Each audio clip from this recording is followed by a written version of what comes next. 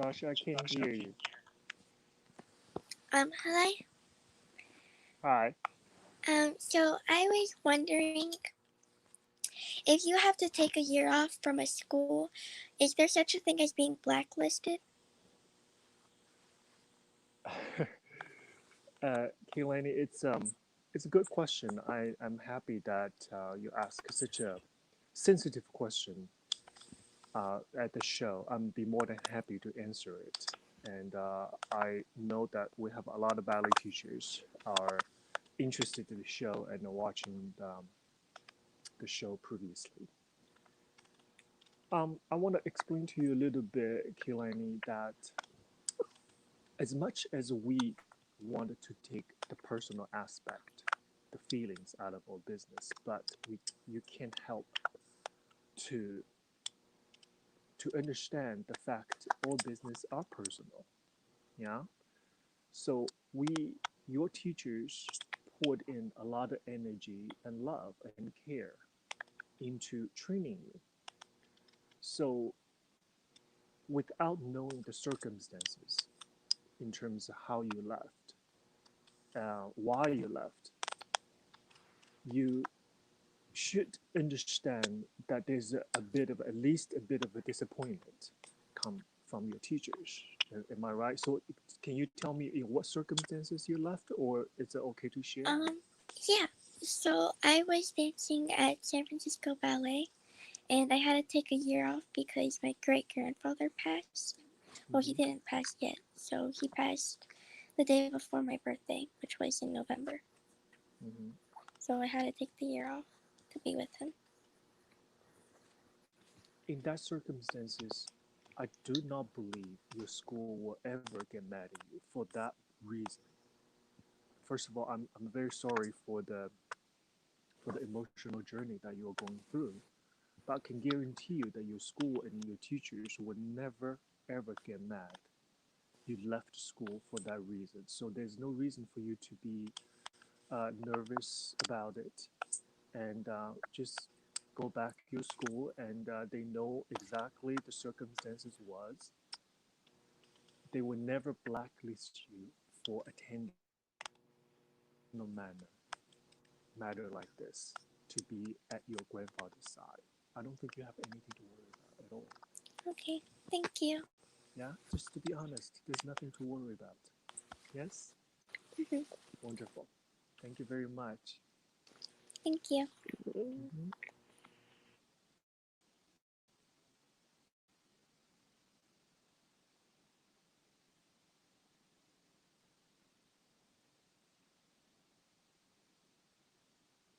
Josh, I cannot hear you. Oh, sorry. Can you hear me now? Yeah. Okay, so our next guest will be Gloria, and then we'll be putting her in.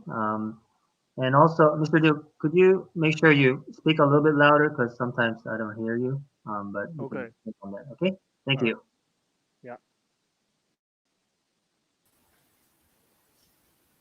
Hello, Mr. Drew.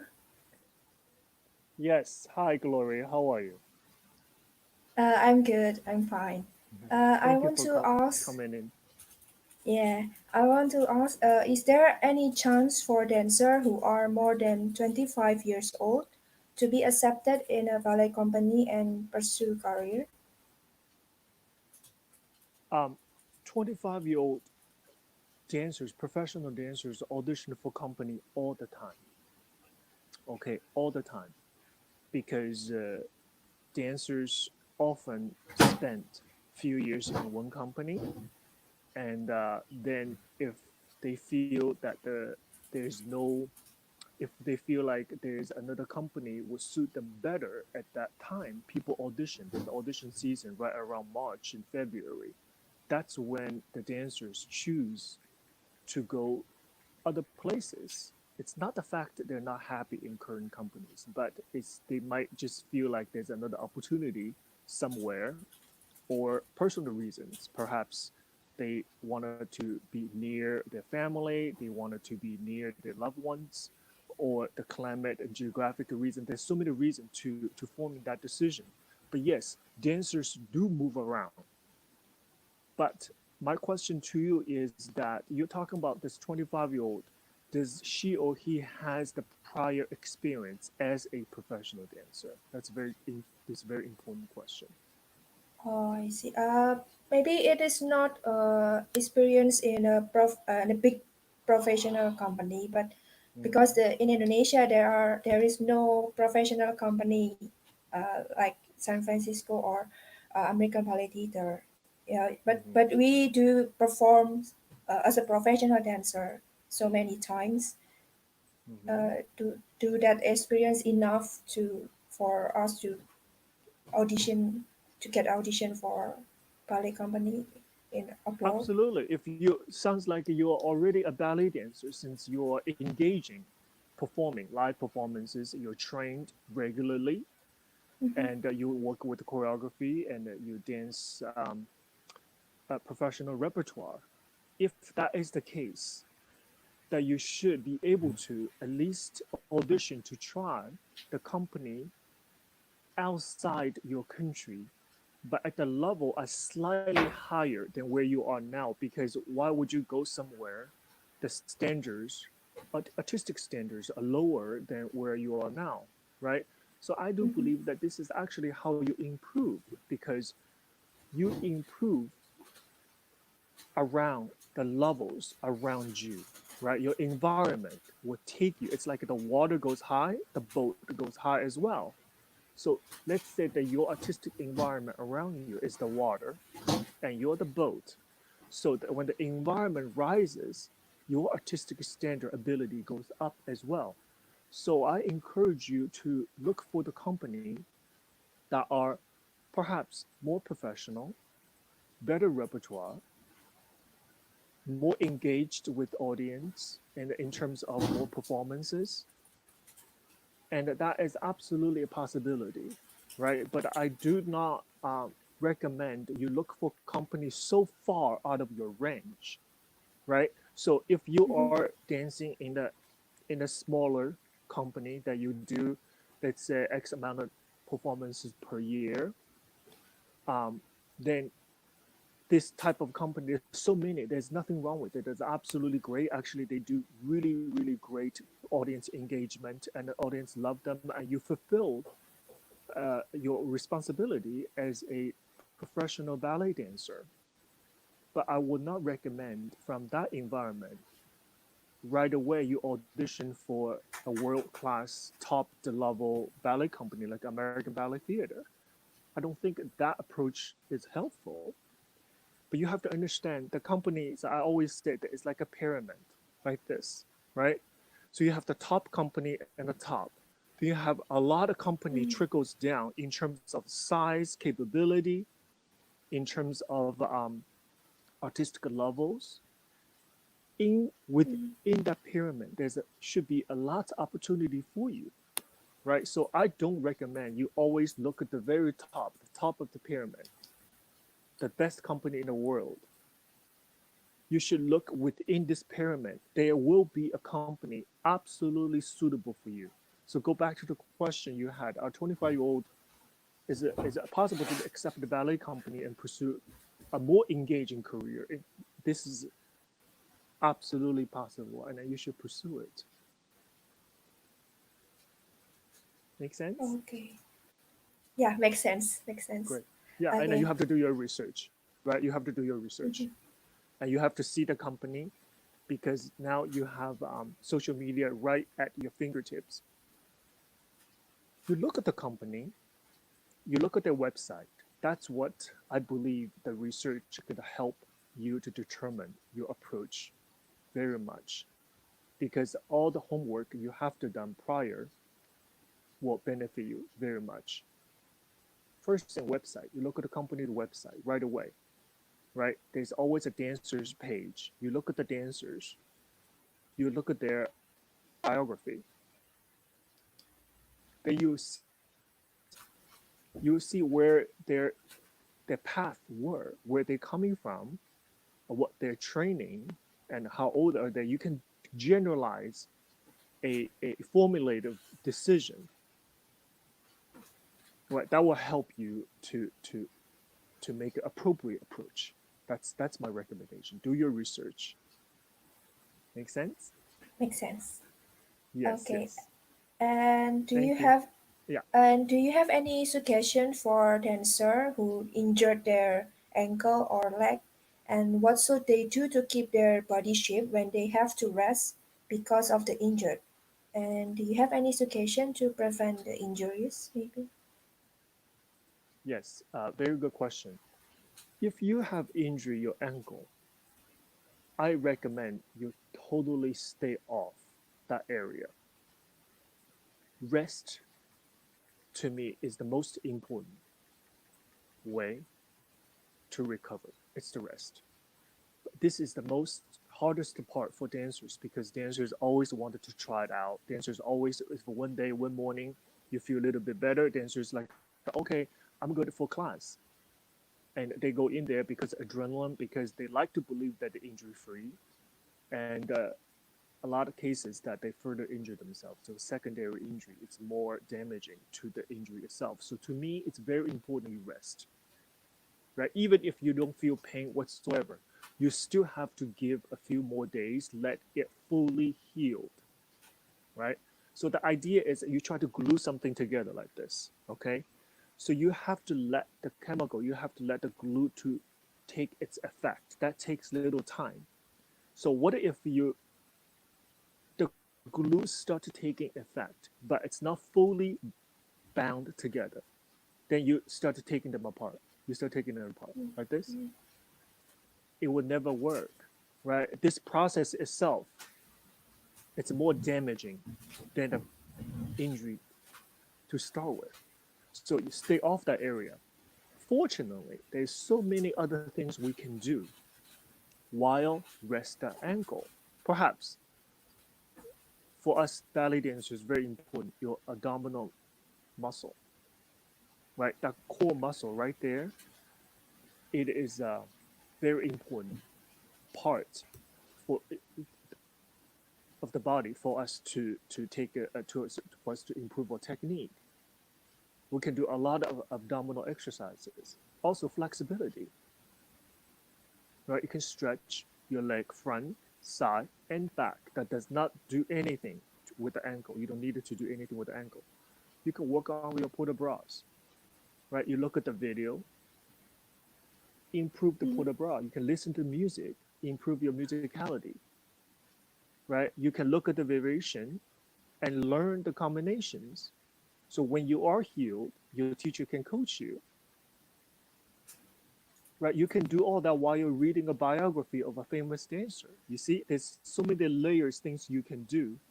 The one thing you shouldn't do is get frustrated, right? So just like we have a pandemic situation right now,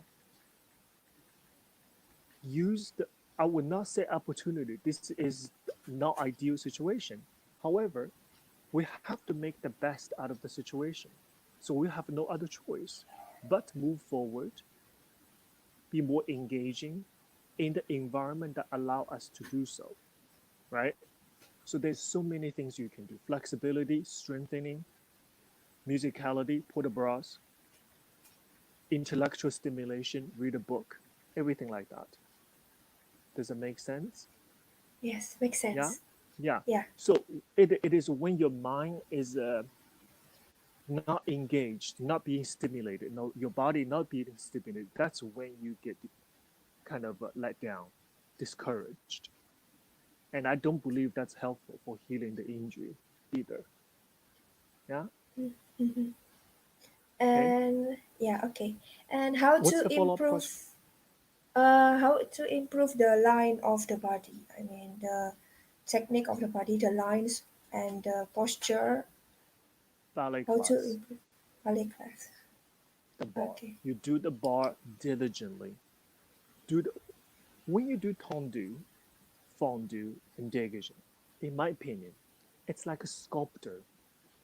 Mm-hmm. Sculptor constantly chisel away the areas that they do want. They always Mm-hmm. sculpting the sculpture into a way, into a shape that they want to see, they're satisfied with. So it's like a polishing, chiseling. That's what bar does. Just like you said, Mm-hmm. dancer's body, their leg is a different, right? The shape of the leg is different. right? So Mm-hmm. the leg is made of flesh, bone, skin. How can you? We're not going to physically chisel our body, are we? No. However, look at the movement of Fondu: out and in, rond de jambe, round, Fondu, Mm. down and I out. see. All those exercises acts as if you're polishing, you're chiseling your body. So it becomes a specific line that we want to see in ballet. I It see. is miracle.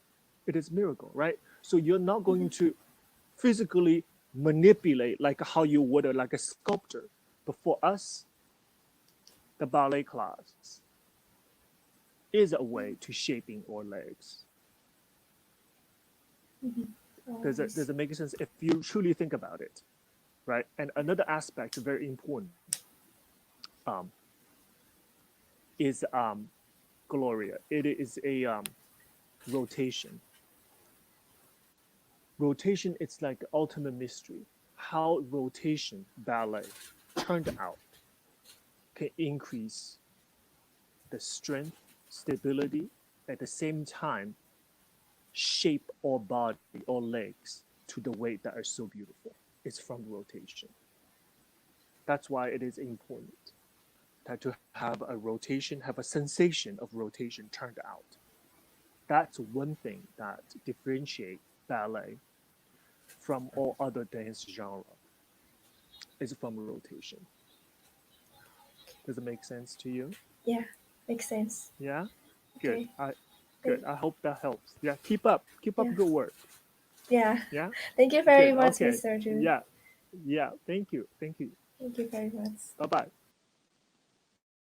All right, thank you so much for helping her out with that. And next we have our summer intensive student, upcoming summer intensive student, Chloe. So we'll bring her in. Thank you. Wonderful. Hi.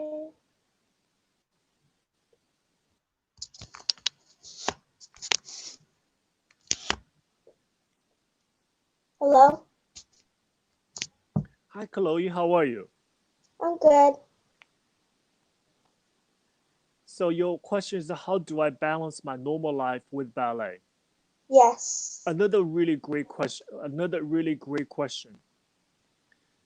How old are you, Chloe? I'm 11 and I'm turning 12 in a month. Beautiful, beautiful. Um, your life at this moment, if you think it's busy, you're busy now. I want to tell you something. It's gonna get busier. Yeah, it's gonna get busier. So you mentioned a word. I thought that was very beautiful. It's called balance, right? This is something that I tell myself all the time. Believe me, we have to find a balance between work and your normal life.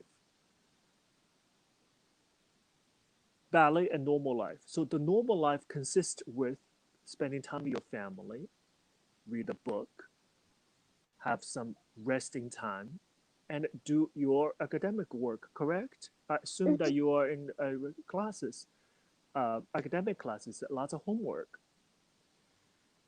So the balance is really beautiful word in here because if the balance is off, it doesn't work for any element of the things that we just talked about. So how to create a balance? I think consistency is important. Scheduling is important. For me, I like to have a schedule because if I have to think so many things are happening at the same time, I really get overwhelmed in my head. So I like to have a weekly schedule so I can see it. It's a visualization of my week is going to look like, right? Every day. So that schedule is not, you're not making that schedule just to look at it. You have to follow the schedule. So consistency creates stability, right? So Mhm. every day, Monday, Tuesday, Wednesday, you create a schedule for yourself when I do ballet, when I do homework, even in ballet. Let's say you go to school, I don't know your circumstances. Let's say you go to ballet school. between class and rehearsal, even if there's 20 minutes, guess what? Utilize that 20 minutes to tackle some subject. Either rest, that's a subject. I'm not going to do anything. I'm not going to look at my phone. I'm going to rest. Or I'm going to do a little homework. So when you stick to that schedule, it works. To me, at least, I'm offering the advice that I think it works for me. Okay. The other is that, Chloe, you have to create the time. What does that mean? Create time. You only have 24 hours a day. How do you create more time?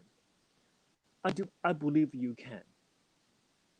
Because oftentimes between subjects, Mhm.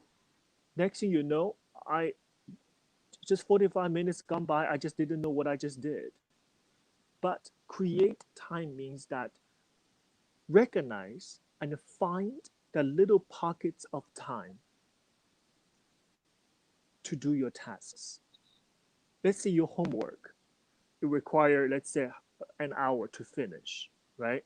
So Mhm. what do you say? I don't have the whole hour. I don't have an empty whole hour to do my homework because my ballet class is coming up. But you can do the whole hour homework. You can divide them into segments. You can divide them into 20 minutes here, 20 minutes there, and 20 minutes there. So that is your homework time. Instead of looking for a whole block of time, you divide them in little pieces, right? Mhm. So I think it's good, Chloe. I think it's gonna take a little while for you to find your rhythm, Okay. the rhythm that you understand in ballet. There is a rhythm, but also at the same time in life, there's rhythm as well. Sometimes rhythms like this, very fast. Sometimes rhythm is slower like this. Yeah.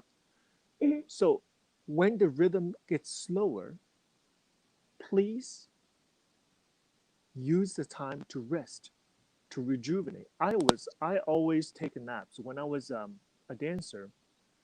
If I see a 15 minutes, I don't have anything to do. If there's a 15 minutes, I would be laying on the floor with my feet up. I would just close my eyes. It's not like I'm truly falling to sleep, but have my mind off, my eyes closed. I create a piece of resting moment for myself, just like for a machine to turn it off for a little bit, let it rest. That period of time would rejuvenate more energy for you. Make sense? So Yes. it's all about balance, regularity, consistency, and organization, Chloe. Okay. It's such a young age. We talk about this big subject, but I think you're better off to learn it now, that it will help you later on. Okay, Chloe? Okay. All right. I hope what I said helps. Okay? Thank you. Yeah, you're welcome. Thank you, All right. Thank Chloe. you, Chloe, for joining us. We hope to see you at the summer intensive. And let's go to the next question. This is from Instagram follower, and her question was, let's see, what is one quality or top qualities that the companies seek or look for, and why do companies have an age limit if a person is still able and fit to dance even for intensives? Um, the top quality for a company, although each company they have their own specific aesthetic choices, aesthetic uh, style for their own company. But if you think about the top quality for the company to seek, it is not, I want it to be very clear, it is not the company itself wants to look you and they have a specific guideline. It is the art of ballet, what art of ballet are looking for. So it's important for you to understand that. So the company itself, it's a vehicle. Like I always say to myself as a teacher, like I see the ballet as an art form through me. I'm a messenger, right? I did not create turned out. I did not create point of foot. I didn't create that. It's the art form itself asking for it. So I'm a messenger. In this case, company, let's say the artistic director, he or she has the responsibility of keep the standard of the company up and improve the standard of the company, artistic standard of the company. That is the artistic director's job, right? So when the company is presented in front of the audience each season, they should be able to look better and the dancers look beautiful and their technical level is getting higher and higher and they are able to take on more complex and large productions. That generalized saying this is what the company's responsibility. So top quality look for one is technicality, period. As you can see nowadays, for example, turning, period. Yeah, if you look at the videos from general, from let's say 30, 40 years ago, if a dancer, a male dancer or female dancer turn on they were 4 or 5 times, 4 or 5 turns, it's good enough. It's beautiful. It's really great and considered really well done. But nowadays, it's a must for a boy, for a male dancer to audition for a medium-sized professional paid ballet company. They expected that from a quarter ballet right out of the school. You have to be able to do it. So as you can see, the technical requirement is going up. Yeah, just because our body are different, our body are developing in the way that have a lot to do with our diet, have a lot to do with all the supplemental exercises that are available to us because Pilates was not available, was not something that well known 40, 50 years ago. Yoga is not something that well known 30, 40 years ago. And most of all is our understanding about those specific technique. Now we are able to develop some technique, some beautiful steps that it's not common at all, right? So number one, technicality is going up. Second is artistic ability, very important. That's what they're looking for. So if you are lacking in technicality, let's say you cannot turn or jump as high, but there's something about your dancing are so profound, are so beautiful in the way that very mesmerizing about your dancing. Even if you just take an audition class, the way you approach the combination, the way you finish the combination, the way you carry your arm, the way you display your understanding, your musicality, that makes a lot, right? Even if you cannot turn that many turns, jump that high, but your artistic maturity will make up a lot of it.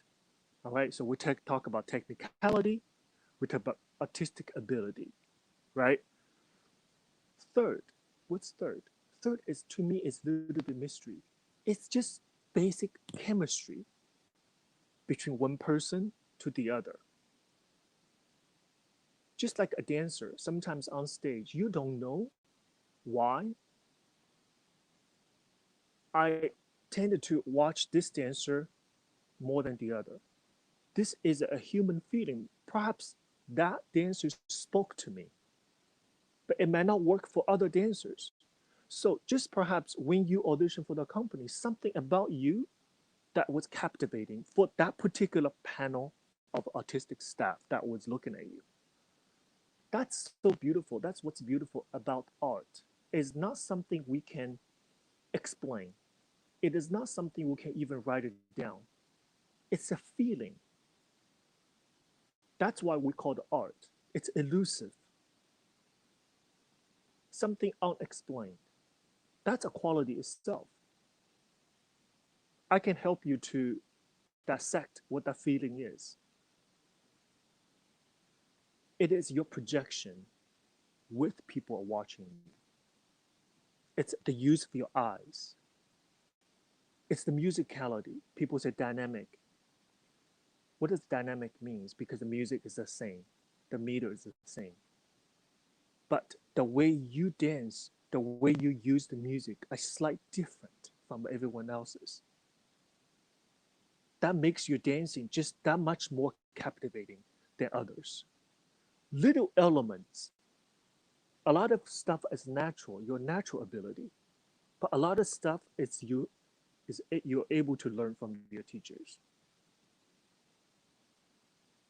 So it's art. I always say that there's the art of war. I'm talking about the art of audition.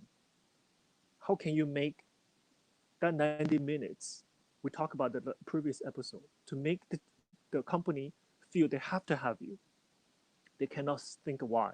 This is the dancer we want. Yeah, the art of audition is very important. We teach that in Kiraf Academy to all senior students. It's a well-crafted, well-calculated approach to audition. So you're talking about top qualities, and that's three important things we just talking about: the technicality, yeah, the artistic ability. Then the elusive thing is talking about what I'm talking about: the musicality, the way you use your eyes, all those little details. That's what makes it very simple. It's most of the times they're not going to analyze it. They look at it and say, for this particular season. And also another reason that I wanted to explain to you, they have to look at their repertoire, what they do all year long, right? If they audition says in March, you audition for the company in March, at that time they would have already know what they're gonna do in the season coming up, right? So they want to see how can you fit into that repertory lined up for the company. So they might see you in particular role. Yeah, those are all the extra aspect of it that you have to take in consideration. Why company have age limit if a person is still able to fit to dance for intensive? This is another good question. In our previous episode, we talked about company is a business. You have to understand that, right? They have a budget. They have a certain amount of money they can spend on the dancers. A dancer for a company, it's an investment. I hate to put it that way, but it is, right? So it's unlikely they are going to hire a dancer right away to use a dancer in the specific roles unless this dancer has a prior very big large resume. They have done professional work many years and they know right away how to expect how to work in a company, can tackle those roles right away. That of course is a one element of dancer transfer. I talked about this before, from one company to the other. They are perhaps in the same level or slightly higher within this band, within this range. Dancers travel from one company to the other for various reasons. But if you're talking about from a student, a young dancer, why I say investment? Because this young dancer is going to take that young dancer a few years to get mature, right? So it will take this dancer a few years to get used to the company life and to develop its character and to develop its repertory. So for some that never happen because some dancers when they're in school they hit the top, they peak. When they go to the company, they're no longer improving. And we also talk about that. There's a specific many reasons compound that why that doesn't happen. As a director, company director, a part of their job is of course nurturing you, motivate you, and give you opportunity for you to tackle those roles, for you to grow as an artist. Yes, that takes time. That's why they have age limits. If they wanted to have a quarter ballet is a lower rank, lowest rank, of course lowest like apprentice studio company, but let's say from the quarter ballet, they put the age limit onto that dancers because they don't want to hire a quarter ballet at certain already reached certain age. Their body, the physical shape is preventing them improve higher, improve more physically because the limitation. So that's why they want to invest a lower rank dancers in a younger age to allow this time to be mature. That's why. So you're talking about summer intensive is very different. Summer intensive is you pay to study. Yeah, it's like you pay the tuition to learn dance. Company is reverse. They pay you. So when this situation, relationship changes, they do have to think about how that investment is going to benefit the company as well as benefiting you. Right? For the summer intensive, it's a bit different because you are paying them to be trained. So you couldn't. I don't believe you can put that into the same category just because the payment situation. Yeah, that's a significant differences. Okay, thank you. Thank you, Mr. Du. While you were, bringing out the wonderful answer for that question, we have actually three more people who wants to join the live show. So the next Okay, guest is Annabelle, and she has a very good question. I think that will benefit all the audiences. Okay, we'll bring her in. okay, Mhm. great. Hey, Mr. Du, it's Annabelle. I had a question about the Kirov Academy School. For this year, I was accepted for the summer and full round of Kirov Academy, and I'm really excited. And I'm going to be planning on going for the summer intensive if everything goes as planned for this summer. Um, However, I haven't. If I do like the summer intensive, and if I feel comfortable there, and I decide to go for the full round, which I am considering, um, that would mean that my family would have to come with me because they don't really feel comfortable with me going to Washington since we live in Florida all by myself. So how would I know that I would feel comfortable moving and making such a big step? And how would I make myself comfortable as far as homesickness and especially during the summer intensive for the 3 week? Very, very, very good questions. First of all, thank you for. We're looking forward to working with you, Annabelle. Um, Kirov Academy is a little bit different type of school than any other ballet. A lot of majority of ballet school in the United States, just because we're boarding school. Annabelle, you have to understand that we have 60 beds in the school. The most students have 2 students per dormitory. We even have single rooms. This is the one thing that different from our school than most majority of the school in the United States because it's boarding school. Because the school 30 years ago was designed copy of Vaganov Academy in St. Petersburg, Russia.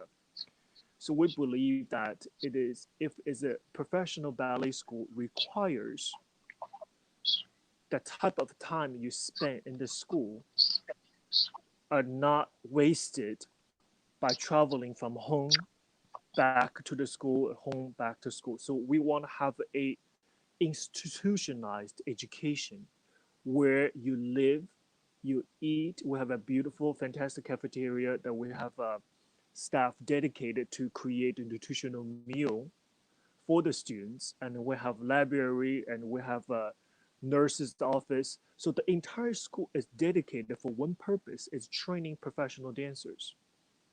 So in fact, I don't believe your parents need to travel to Washington D.C. with you, Annabelle, because you're gonna be living in a dormitory. Yeah. So in terms of homesickness, you will be missing home. I grew up in a boarding school. I went to boarding school for 7 years. I missed home tremendously, especially in the first 3 years. Right around the dinner time, because that's when we eat together, and I was depressed. I was homesick all the time, every night. I remember for the first couple years. But what saves me or everyone else in that situation is the community that you formed. It's a friendship you formed with your classmates, with your teachers, with the staff. We have wonderful RA ladies that treats students like their own children. We truly love our students. So, for example, this pandemic, our students right now are away from the school with the parents. But I get emails every single day from students that tell me how much they miss school because the school was their home, right? So if you're gonna move your home to enter a school like a Kirov Academy, you have to consider that's your home now. Yeah, so people around you, you'll form your friendship with your classmates, with your teachers. We have a beautiful counselor that will always there to support you to combat the anxiety, what have you that the experiencing the your mind is experiencing at that moment. We have the school is designed like a machine, like a design. The whole school is designed for you to do what you do the best, which is study ballet, study academics, and that's it. Everything else, we have the support system for you. Yeah, so understand. So no, your Right, parents yes. does not need to move to Washington with you. Yeah, it was really only a thought, but it was like what I'm really like it's not the classes that I'm mostly worried about that I would consider like because I've been actually taking a lot of your classes over this break and I've been actually really liking them. Technique wise, I feel like they've really improved me more surprisingly than I've had at my school here in Florida, which is actually kind of shocking. But it's just that I haven't been really far away from my family for the long periods of time before, and for the thought of me just going to Washington all by myself and having no family, that kind of gives me anxiety just thinking about it. Annabelle, it's the beauty of life. It's beauty of life that when you encounter something challenging, and I tell you, the feeling of successfully overcome or overcame that challenge, there's nothing in the world like it. Because what you see right now, it's a mountain. It's a mountain right in front of you, full of mystery, full of questions. Only way to find out, of course, with the support of your parents and the support of the school, we're here for you, is just try it. Otherwise, you will never know. You will never know it. And you have a lot more strength. You're a lot stronger than you think you are. I always believe that. Just like I told a story the other day that my teachers, when my legs started shaking, my teacher said, you have 50% left. Your mind is the same thing, exactly the same thing. Yeah, you will be homesick. I can guarantee you that. There will be turbulent times just because school is very challenging. There will be disappointments. But in the aid of your support system, when you get over those challenges, when you are successful, when you're triumphant, that feeling, you can only get that kind of happiness if you overcome the challenges. Right. Yeah. Thank you. Yes, yes. We're here for you. All the if you have other questions, just please just contact us. Yeah, we'll walk you through it. Okay? Right. Don't be Thank afraid. you. Don't be afraid. Yes, thank Thank you. you. Thank you very much. Mhm. Have a good day. You too. You too. Bye. Bye bye. All right, that was great. So next, our guest is Lena, and then she has a very important questions as well. So I'll bring her in. Thank you. Okay, great. Hi. Hello.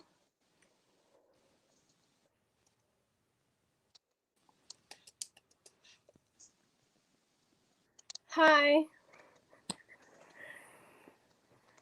Hello.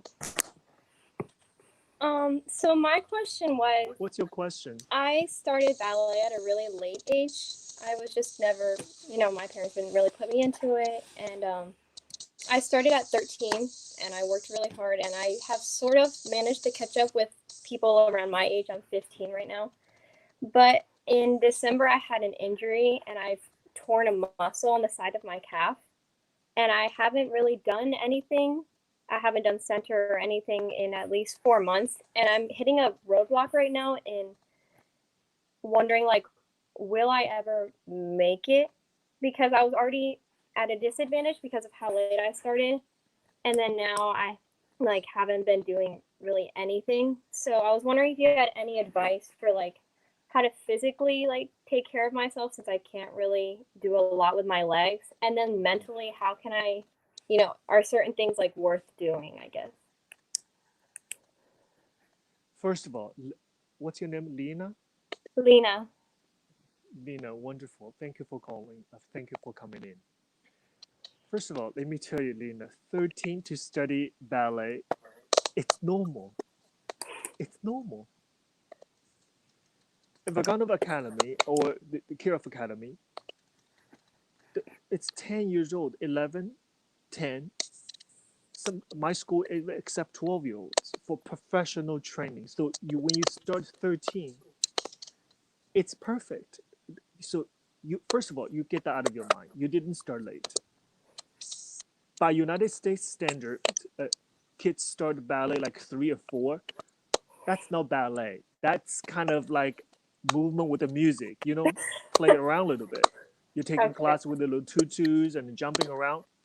That's not serious training. So the real curriculum starts when the kids are 10 years old, 10, 11, because that's when the muscle and the body function is at the level where they can absorb and understand the discipline. Before that, the kids just running around. We have good teachers able to contain them and do something constructive.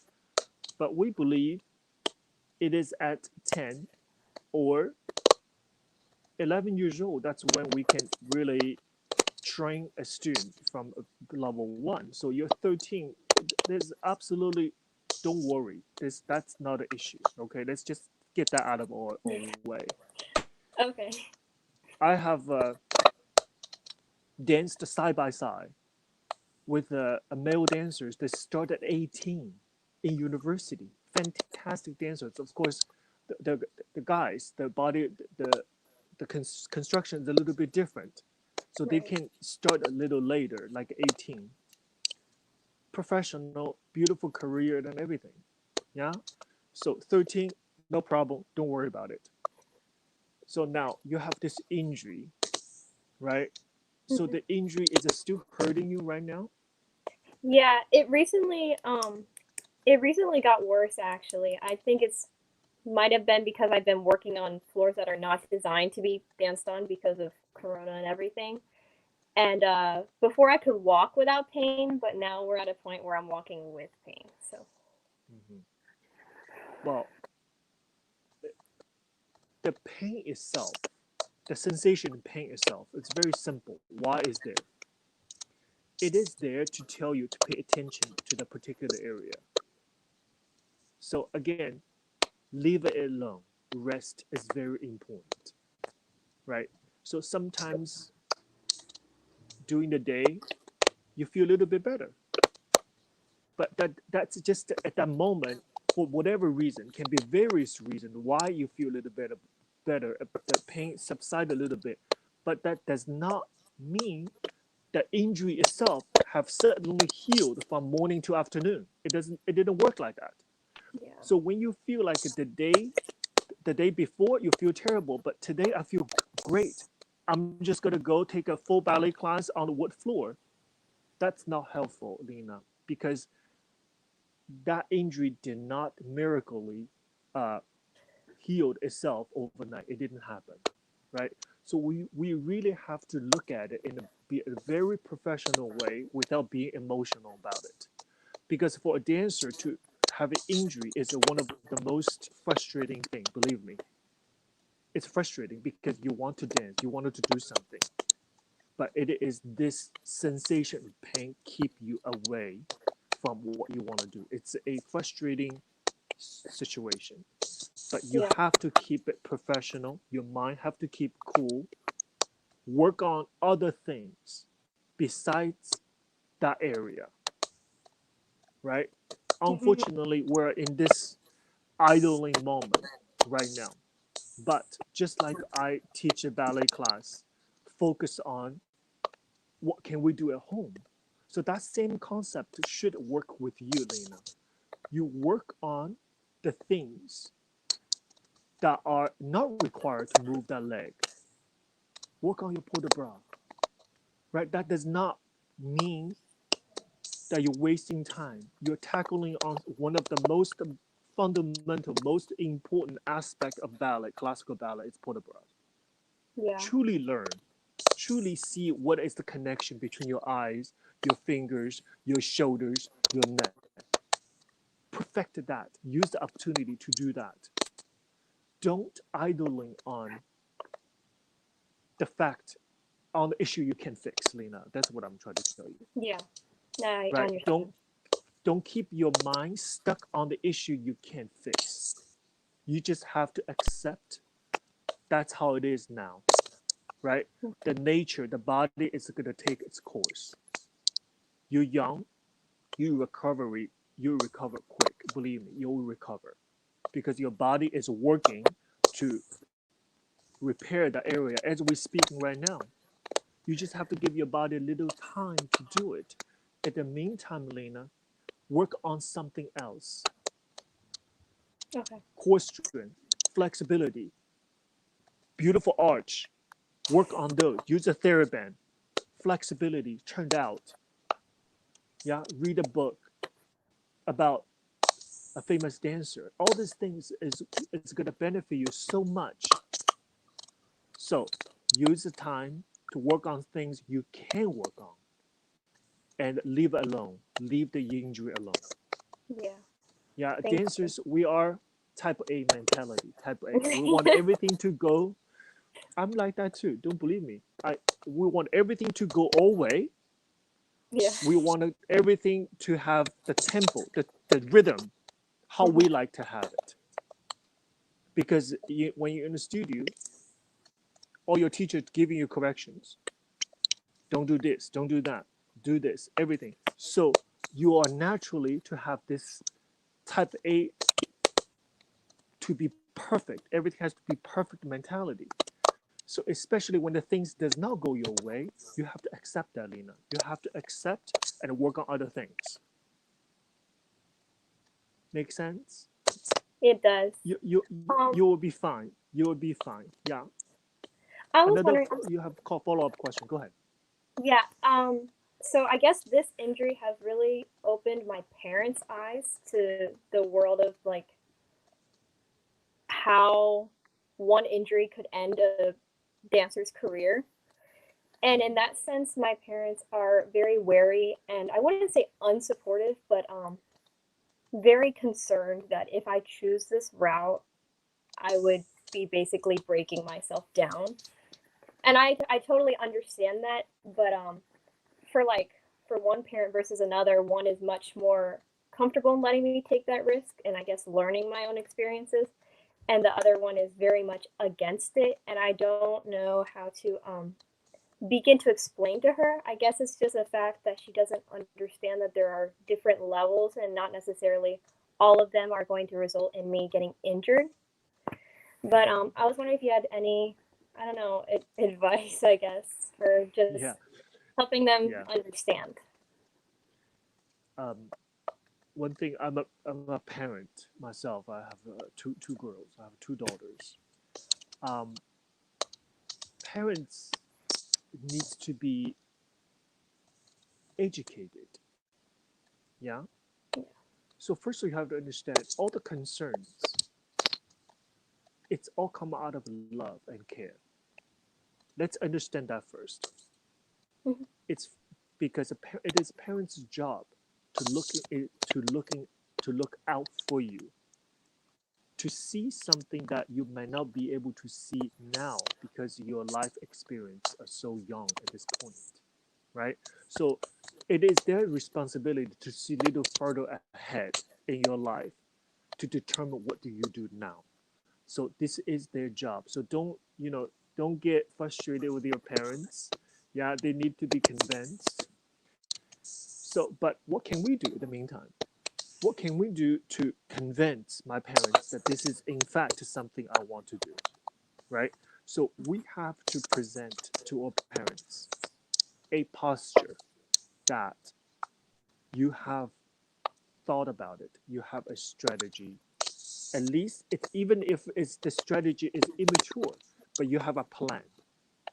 You have done your part to mitigate the risk of getting injury.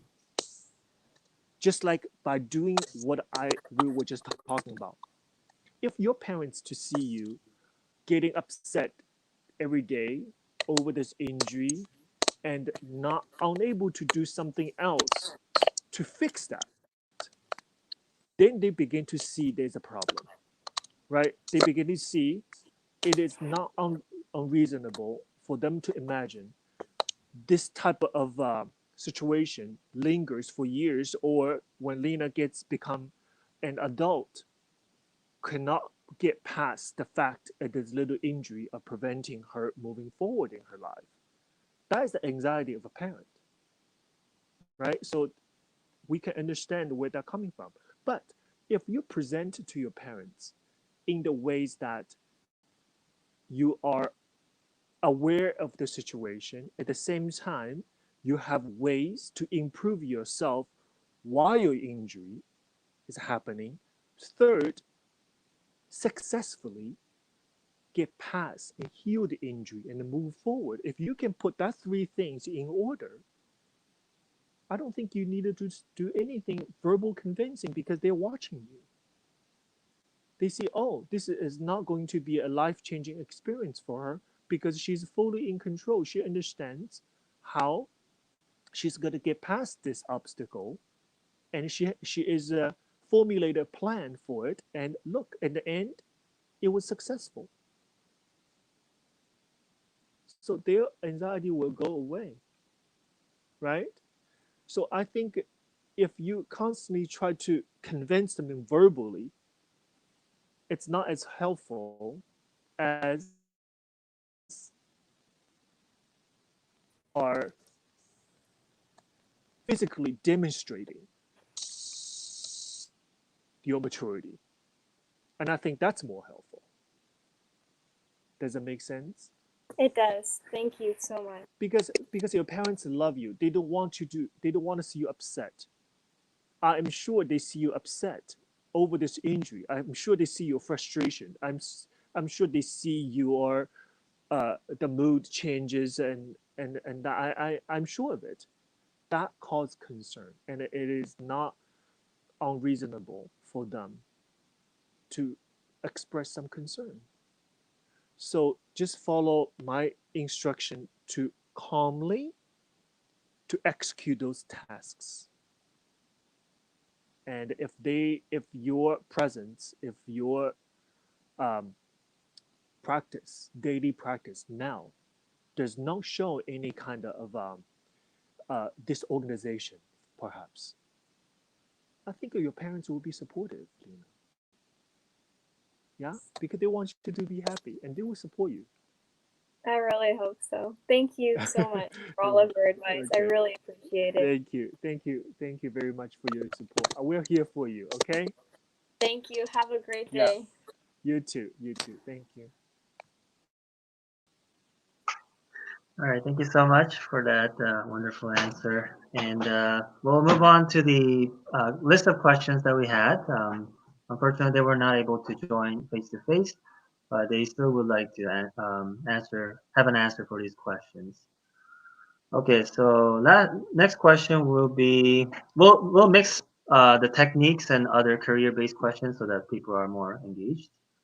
So next question: what are some muscles to engage when you're doing fondue?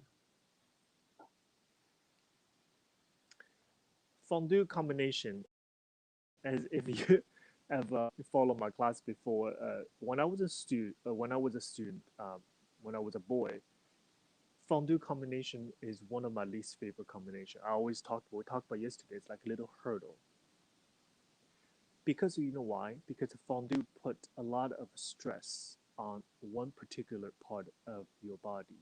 It's your thigh. It's the thigh of your supporting leg. It's the quad, the big muscle. Yeah. So that muscle needs to be engaged. That muscle has to feel tired. The other is your rotator. So I'm talking about your supporting side.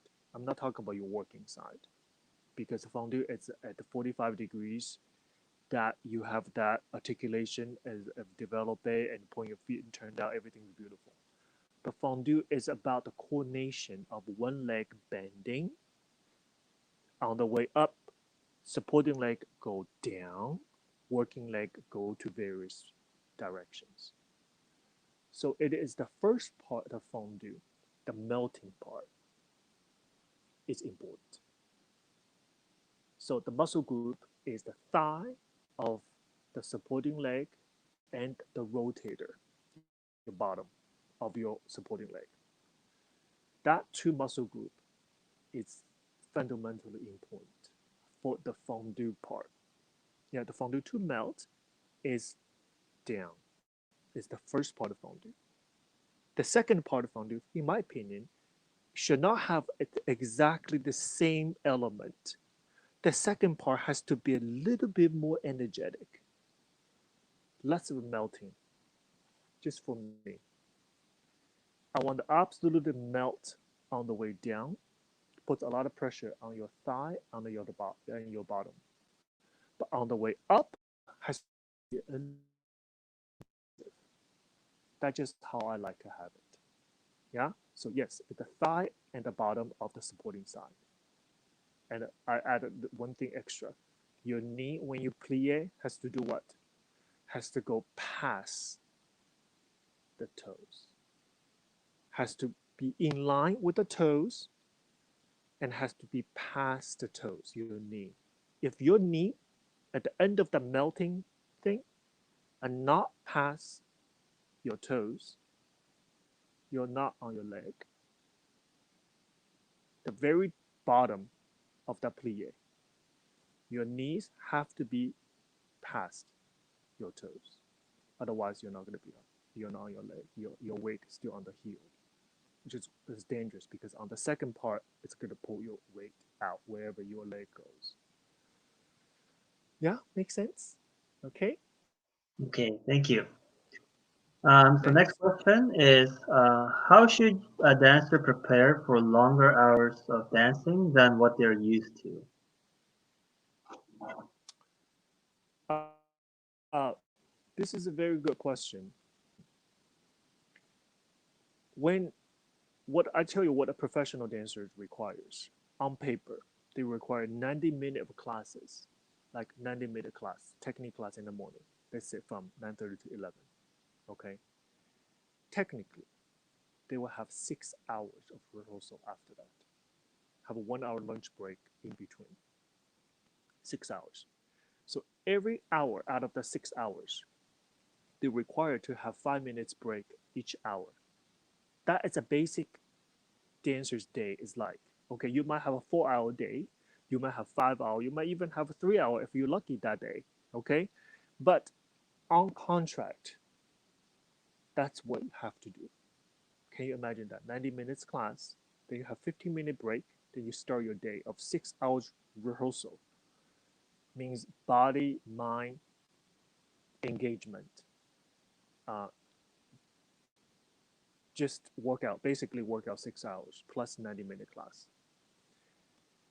Um, execute very complex passages and learning new choreography and everything else. So the beautiful question this young lady or young gentleman just had: how do you keep your stamina? Is that that's my understanding of question. It's very important. I can only give you my experience. Okay, I want to say this very clear. I'm not a nutritionist, but has something to do with the nutritional intake. What I can do is give you my advice to share my experience with you, what worked for me. Of course, it has to work with different body, different composition of your muscle, and have your age and everything to do with it. But when I was a professional dancer, I worked very hard and very long hours for many years. What keeps me engaged all day long? My last rehearsal is from 5 to 6 o'clock in the afternoon. What worked for me is a constant replenishing of nutrient and constant hydration. Two things: constant hydration and constant nutrient intake. So what didn't work for me is having, let's say, a big lunch in between. So I would not eat like a big sandwich for lunch or big uh, lunch involving a lot of carbs, let's say bread, pasta. That literally will makes me more tired for the afternoon portion of the rehearsal. So what for me is constant each hour eat a protein-based items, like a protein bar, a piece of fruit, a banana, even some chocolate. But I would stay away from big carb intake. That worked for me. So I feel like my body, if I feel the sensation of hunger, or I feel thirsty, I feel it's too late already. Because when the body sends out that signal, that the thirsty signal, you're already hydrated. Okay? So I against you take a big bottle, start to drink the whole bottle at once. It doesn't work for me. I like to drink constant sips all the time. Like every hour, we have 5 minutes break. I will make sure I drink something. I make sure my body is hydrated.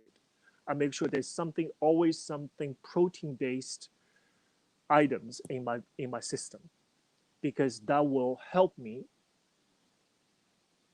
muscle to be engaged and also my mind. Because when I feel hungry, I feel just a little late. Yeah, I just feel like I'm less engaged um, for me to perform the tasks that I have to do. So my advice to you is constant. Make sure that you prepared your dance bag. Your bag's prepared. My dance bag, I always had either a pot of hot tea. The dancers knows me. They know that I always have fruits in there. Just a little orange in between 5 minutes break. I break up an orange and I eat it. Somehow that eating, the sensation itself, it calms me down, but also give me that sugar that I needed to move forward. Right. So a big meal for me is the aggravates, uh, because you have to understand it takes a lot of energy to even digest that food, and it takes hours for that food to become a energy to benefiting you. But at that time, the day is over. I also against eating too late and too much. Again, that's my advice. Yeah, all dancers' diet, in my opinion, should have more protein in their system than carbs anyway. So I don't believe that a dancer, especially with an active schedule, should eat a big meal in the late night because when you do that, even when you go to sleep, your body did not rest. Your body is not resting. Your body took it will take that body, your body, few hours to digest that food that you just took. Let's say 11 o'clock in the night. So it prevents you to have a very good night's sleep. And I just feel a little bit of unsupportive in the morning if that happens to me. Once again, that's something I want to do, and that's the advice I share with you. Okay, so food intake helps, and rest in between. Okay, thank you. All right. Thank you so much, Mr. Ranchel. Next question is Nicole. She was not able to join us due to technical difficulties, but Okay, so she was asking if I wish to become a ballet dancer, is attending ballet competition a need or a must? this she's talking about to become a ballet teacher, right? From the question I'm looking at Yes, it. yes. Hmm.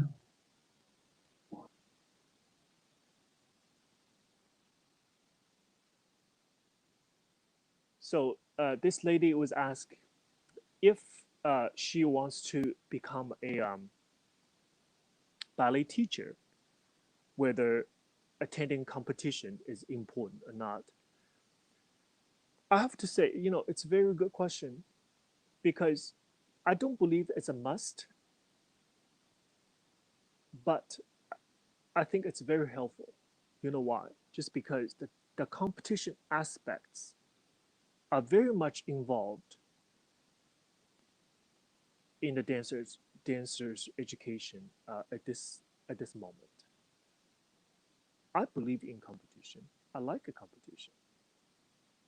I like a competition just not because I like the sensation of winning. Yes, nobody doesn't like to win, but I believe the process of getting students ready to participate in competition is very valuable. I'm a goal oriented person. I always like to have a goal, the end product. Um, it's there that helps me to create the type of training regimen and to the whole organization, the whole school, including teachers and everyone else, to have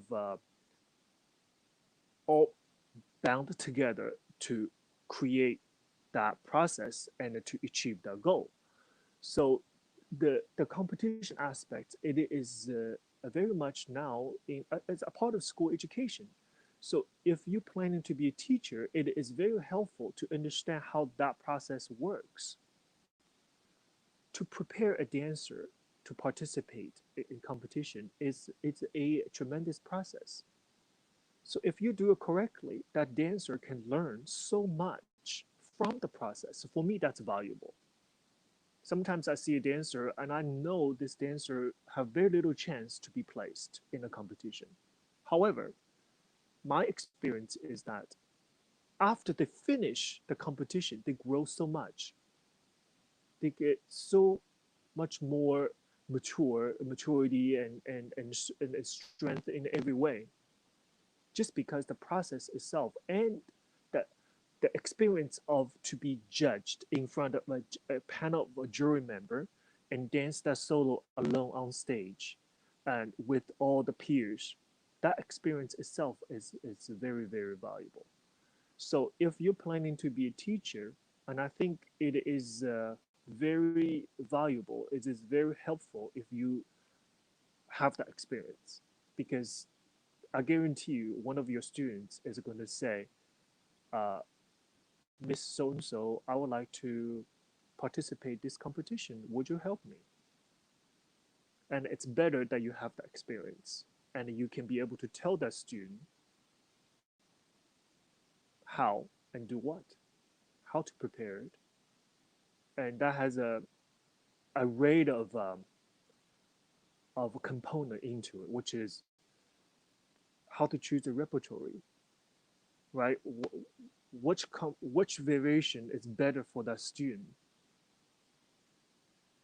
and that easy to say, hard to do, because that variation itself, oftentimes it's not going to be what that student wants to do, because they look at YouTube, they look at Instagram, they say, you know what, I want to do this. But my experience is oftentimes that is the wrong variation for that student. So it's up to you to point out this is may not be appropriate for you at this moment in your technical ability. Here is an alternative for you. I think this is something that you can do better at the moment. You should be able to comfortably do that. And how to coach it, a student through the process, how to prepare a student in every way, the makeup, the costume, everything has to be correct. So yes, answer is, in my opinion, yes, it could be very helpful for you to be a very good teacher. And also this opportunity for you to be among other teachers from all over the world, to be in one auditorium, to see how another teacher is preparing that particular dancer, to see how perhaps a same variation, why certain students are danced differently, because they coached differently from the various background of that teacher. So we learn so much by observing what other people are doing and learn from other people's mistakes. So for me, it's a very valuable process. Of course, people say, you know what, I don't believe in competition. That's completely fine too. Yeah, some people say that's completely, it's sort of takes too much energy and time out of the curriculum, and we're not going to do that. And that's completely valuable and a decision. And school, every school should have the right to decide what to do with the competition. But personally, I do believe it's very beneficial. I do believe that. Yes. Yeah. Okay, Thank wonderful. you. I hope that's helpful for Nicole. And thank you for your question. So we'll go with the last question, Mr. Ranchel. This is more for Great. the teacher. So this teacher, he was asking, what is the proper way or use of technique when teaching students how to go from plie to releve, especially on one like in fondue or fondue to releve? What muscles should be focused on or used to get the best result? Fondue to relevant. Mhm. Good question. You have to, there's two parts to this. Unless you talk about relevant without plie, you're just pressing up like this, right? Without the plie relevant. If you talk about just to rise up, we're gonna talk about that first. Number one, take your time. Rise up. It's not pop up, right? Rise up. So in the process of rising up, very important your ankle to keep steady without shaking right and left, especially out this way, the sickling position. We don't want that, right? So you rise up slowly, because only the slow speed you can truly feel your muscle. Your muscle have an opportunity to feel the engagement.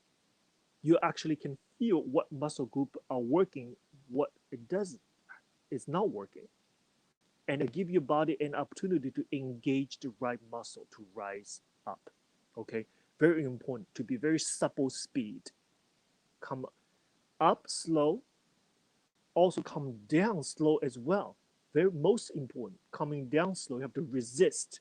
You have to resist the gravity. You actually have to pull it up even higher on the way down. Then the destination of the top. I only believe it's the two toes, the top two toes, the big toe and the toe next to it. That's your target. As we talked about before, your toes is not flat, even like this, has a ridge, it's a triangle. Two toes, the first two toes are the longest. If the female student on point, that's where it should go because these two toes, the big toe and the toe next to it, is in line with ridge of your foot. We talked about this a few days ago. The top of your arch is only in line with the two toes. Yeah. So it's very important you have everything lined up on the way up without shaking. So the destination, the top of releve, you are not finished on the the the last toe, the pinky toe, or all those toes on the side, because that, if you do that, your foot it will be in a sickling position, and absolutely we don't want that because that have no stability. Yeah. Now, that's for without plie. So you talk about releve with plie, like a fondue, plie releve. Okay. So that have a lot to do with how you do that plie. Okay. So to me, I said earlier that plie, every plie, demi plie, the knee has to be over the toes. Only then that plie is engaged, that plie is supple, that plie is energetic. That plie has a hydraulic resistance for you to push. If your weight is on the heel, if when you do fondue, I guarantee you because your knee is not over the toes. So your weight is on the heel of the supporting foot. When you in that position, when you come up to releve, you're never going to be on your leg. You're going to be in a rocket shooting in a diagonal. You want to go straight up when you plie and releve. Only way when that happens, for that to happen, is have your weight on the ball of that supporting foot. And for that plie to be knees in line with the toes and knees over the toes. So I encourage you to just sit in that position, truly feel your balance, truly feel your center. Have your quad, your thigh, and have your bottom engaged. Now from there, that position will give you something substantial for you to push from. Third thing, speaking push. Think less about coming up. Thinking more about pushing the floor away from you when you do releve. So that releve has roots. I call it roots, like a tree. What do you see on the surface of the tree?